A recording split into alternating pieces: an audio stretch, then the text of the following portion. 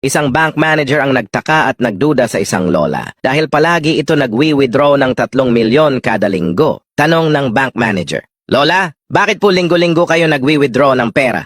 Ano ho bang trabaho nyo?" Sumagot yung lola, "Wala ho, napalanunan ko lang ito sa pustahan." Di naniniwala ang bank manager. "Ano ho bang pustahan yan? Parang di naman po kapani-paniwala." Sumagot ulit yung lola, "Sige, magpustahan tayo. 50K. Ang pusta ko ay square yang hugis ng itlog mo. Babalik ako bukas at magdadala ako ng kasama," sabi ng bank manager. "Sige, deal. Alam ko naman hindi square itlog ko eh." "Malalaman natin bukas," sagot ng matanda. Kinabukasan bumalik ang lola at may dalang kasama. Hinubad na ng bank manager ang kanyang pantalon. At hindi hugis square ang itlog nito kaya binigyan ng lola ng 50K ang manager. Sabi ng bank manager, "Paano ho kayo nagkakapera dun talo naman kayo?"